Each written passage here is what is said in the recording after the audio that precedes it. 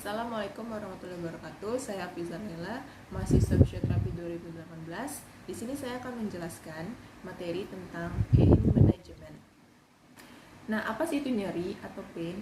Nyeri atau pain adalah suatu mekanisme pertahanan bagi tubuh kita yang akan memberitahu bahwa ada sesuatu yang salah pada tubuh kita. Nah, untuk pendahuluannya, pada spinal cord ada beberapa lapisan. Yang pertama, pia mater, arachnoid mater, dan yang paling luar adalah dura mater, yang semuanya digabung dan disebut sebagai meninges. Nah, di spinal cord juga ada yang disebut sebagai substansi putih dan substansi abu-abu yang seperti kupu-kupu. Nah, di tengah-tengah substansi abu-abu ada sebuah kanal yang disebut sebagai central kanal yang berisi cairan cerebrospinal yang sangat penting bagi tubuh kita. Di spinal cord ada saraf yang keluar dari depan yang bernama motor fibers. Nah, saraf ini berfungsi untuk membawa informasi keluar dari spinal cord. Di aspek dorsalnya ada saraf yang keluar yaitu bernama sensory fibers. Nah, sensory fibers ini berfungsi untuk membawa informasi di luar spinal cord masuk ke spinal cord dan menuju ke otak. So, how the sensation begin? Jadi, bagaimana sih kita bisa merasakan nyeri? Ada saraf yang dapat terstimulasi oleh rasa nyeri yang bernama nociceptor. Pada saat tubuh kita injury, maka tubuh kita akan mengeluarkan sel imun. Ketika sel ini rusak, tubuh akan mengeluarkan yang namanya hormon sitokinin.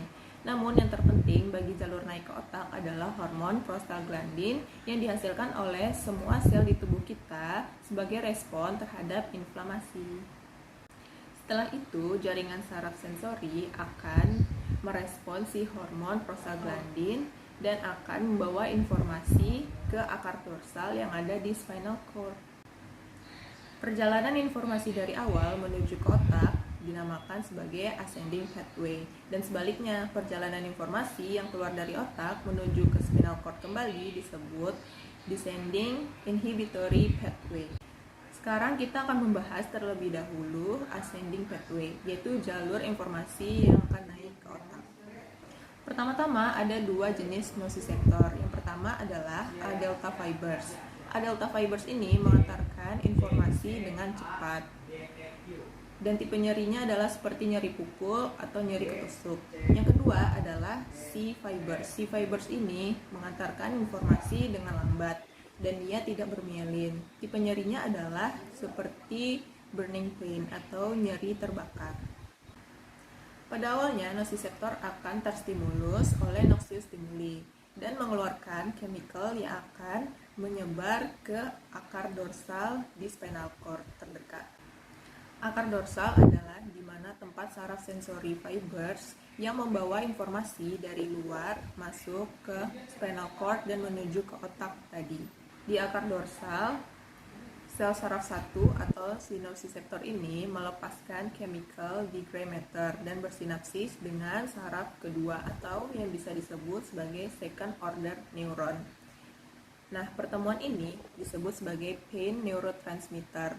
Setelah itu, second order neuron ini akan membawa informasi naik ke thalamus lewat jalur spinothalamic. Di otak kita, pada bagian luarnya itu terkait dengan area sensori dan sentuhan yang disebut sebagai somatosensory cortex yang berkorelasi pada bagian-bagian tertentu pada tubuh kita seperti yang ada pada diagram homunculus.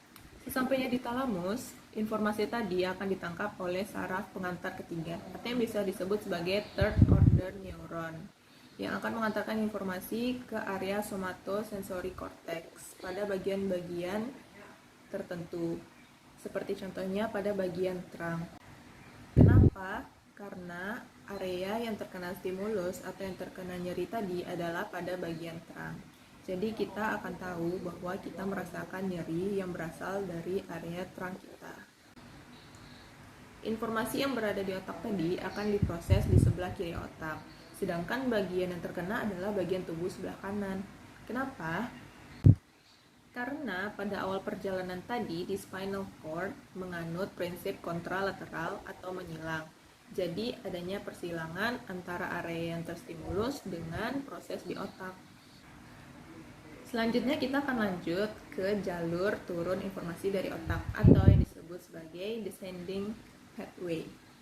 Pada proses perjalanan, ada yang dinamakan dengan jalur naik dan jalur turun. Jalur naik ini berfungsi untuk mengantarkan informasi menuju ke otak, sedangkan jalur turun bertanggung jawab untuk menghambat dan mengontrol jalur naik. Nah, jalur turun ini dinamakan dengan periaqueduktal yang berasal dari substansi grisea dan nucleus rhabdomagneus yang ada di medula. Pada proses pain management, ada yang dinamakan dengan inhibisi.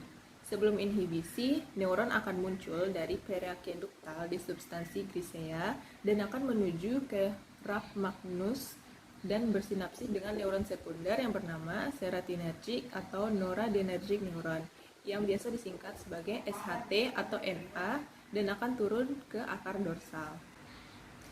SHT atau NA ini berfungsi sebagai komponen inhibitori antara neuron primer dan neuron sekunder pada jalur naik, dan dia akan mengontrol pain yang akan menuju ke otak. Akar dorsal merupakan komponen penting dalam proses penghambatan nyeri karena dia berfungsi sebagai gate control.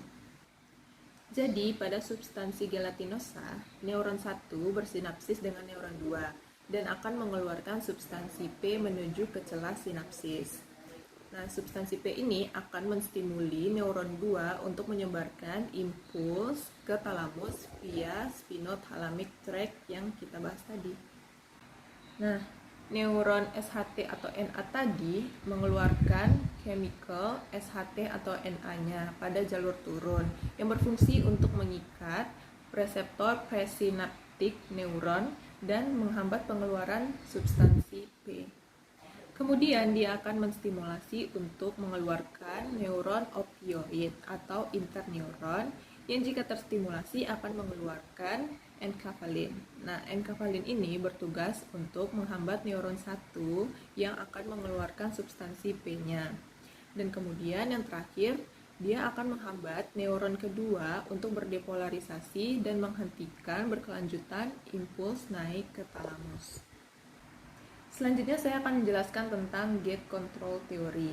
Nah, apa sih itu gate control theory? Gate control theory ini adalah suatu teori yang menjelaskan sebuah mekanisme tentang bagaimana rasa nyeri dapat berkurang dengan mengaktifkan non-painful sensation.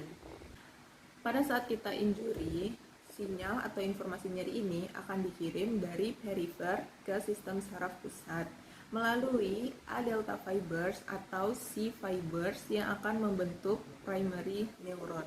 Nah, setelah itu primary neuron ini akan bersinapsis dengan secondary neuron di substansia gelatinosa yang ada di spinal cord, seperti yang ada pada ascending pathway tadi.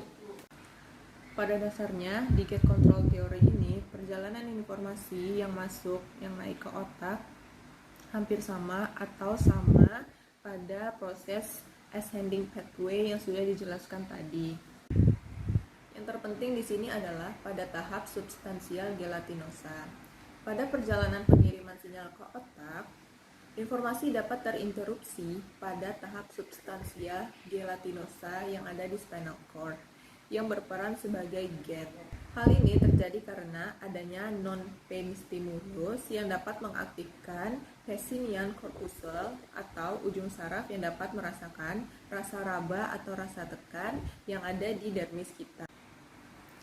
Setelah Pacinian corpuscle tadi terstimulus, maka dia akan mengaktifkan yang namanya DCML pathway atau dorsal column meniscal system.